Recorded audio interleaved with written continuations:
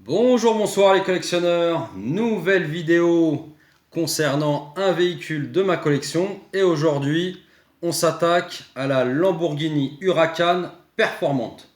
Alors on va la faire tourner un petit peu histoire que vous puissiez voir de quoi il en est. C'est parti.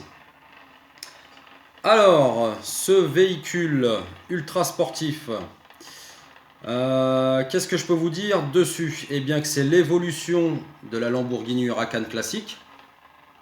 Donc ils ont amélioré les performances, ils ont allégé le véhicule. Donc c'est vraiment un véhicule hyper efficace. On va tout de suite se tourner vers le capot moteur avant d'aller voir tout ce qui est. Alors attention, on est donc sur, j'ai oublié de le dire, on est sur un véhicule Autohart.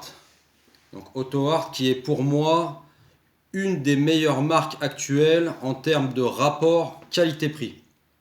Alors là, on peut voir qu'on a un V10 5 litres 2 de 640 chevaux à 8000 tours minute. Donc vu que le poids est de 1480 kg, il est assez contenu. Les performances sont époustouflantes avec un 0 à 100 en 2,7 secondes, un 0 à 200 en 8,8 secondes et une vitesse max de 328 km/h.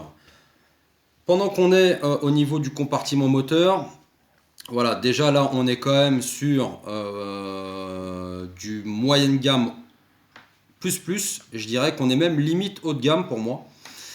Par exemple, on a quand même un vérin pour le capot moteur, ce qui n'est pas le cas de Burago par exemple, ou Hot Wheels.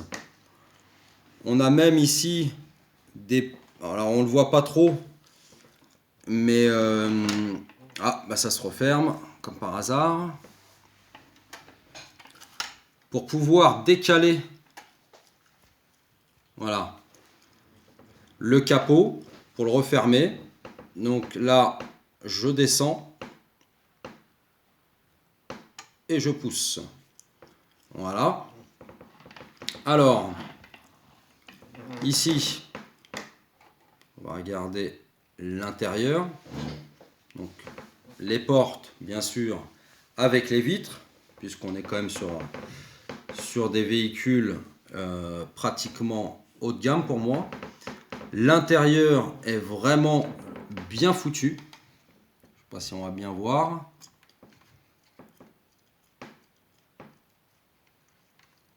Donc bien sûr, le volant tourne légèrement en même temps que les roues. On a les ceintures. Les sièges donc sont vraiment bien reproduits. On a de la feutrine au sol. Voilà, donc l'intérieur est vraiment fidèle au véhicule d'origine. Donc là, effectivement, on est sur une Lamborghini où les portes s'ouvrent de manière classique. Après, ils auraient pu pousser un petit peu plus loin avec les poignées de porte. Ils ne l'ont pas fait sur ce modèle-là. Par contre, sur la Ventador, oui. Les jantes, donc c'est du 20 pouces. Elles sont hyper bien reproduites avec la marque des pneus dessus, les Pirelli P0. C'est assez rare pour être souligné, parce qu'en général, ils ne mettent pas la marque. Voilà, les disques de frein céramiques avec les étriers. Le petit détail, le drapeau italien sur toute la portière. Donc comme sur la plupart des véhicules Lamborghini, c'est un design vachement acéré. Le capot s'ouvre aussi. C'est pour ça que j'aime bien cette marque-là. Parce qu'en général, tout s'ouvre. Là, on a les deux vérins de chaque côté. Voilà, encore une fois, hein, ce qui montre la qualité supérieure de ces modèles.